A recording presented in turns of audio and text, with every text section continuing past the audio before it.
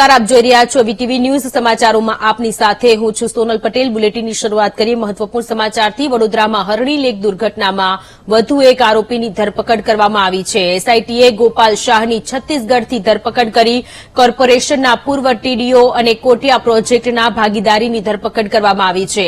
અત્યાર સુધીમાં પોલીસે 8 જેટલા આરોપીઓની ધરપકડ કરી લીધી છે। અન્ય આરોપીઓની શોધખોળ કરવાની પણ તજવીજ હાથ ધરવામાં આવી છે। વડોદરામાં હરણી લેક દુર્ઘટના થઈ, જેમાં 12 જેટલા નાના ભૂલકાએ જીવ ગુમાવ્યો અને 2 શિક્ષિકાએ જીવ ગુમાવ્યો છે। ત્યારે હવે એસઆઈટીની રચના કર્યા બાદ આરોપીઓની ધરપકડ કરવામાં આવી રહી છે। પોલીસે 8 આરોપીઓની ધરપકડ કરી અન્ય આરોપીઓની શોધખોળ કરવાની તજવીજ પણ હાથ ધરવામાં આવી છે। એસઆઈટીએ ગોપાલ શાહની છત્તીસગઢથી ધરપકડ કરી। કેટલાક આરોપીઓ રાજ્ય છોડી અને અન્ય રાજ્યમાં ફરાર થઈ ગયા હતા। એસઆઈટી દ્વારા આ તમામે તમામ લોકોની ધરપકડ કરવા માટેની તજવીજ હાથ ધરવામાં આવી છે।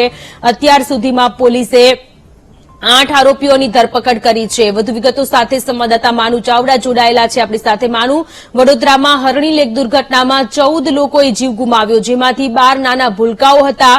એ મામલે હવે વધુ એક આરોપીની ધરપકડ કરવામાં આવી છે। એસઆઈટીએ કરી વધુ વિગતો। હરણી લેક ઝોનમાં જે બોટ દુર્ઘટના છે એમાં એસઆઈટીની ટીમને સફળતા મળી છે।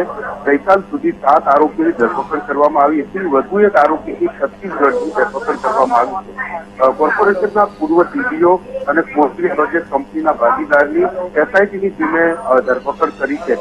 છત્તીસગઢમાં ગોપાલ શાહ છે પહોંચ્યો હતો અને ત્યાંથી એની ધરપકડ કરવામાં આવી છે। એસઆઈટીની ટીમે અત્યાર સુધીમાં 8 આરોપીની ધરપકડ કરી છે। સુધીમાં ગુજરાત લવા એવી શક્યતા છે। અત્યારે હાલ તો એસઆઈટીની ટીમને આ મોટી સફળતા કહી શકાય, કારણ કે ગોપાલ શાહ જે મુખ્ય આરોપી ગણાય છે, અત્યારે લેક ઝોનનો મુખ્ય સત્તા હતો અને એને પકડી લેવામાં આવ્યો છે। જી માનુ, આભાર તમામ વિગતો માટે।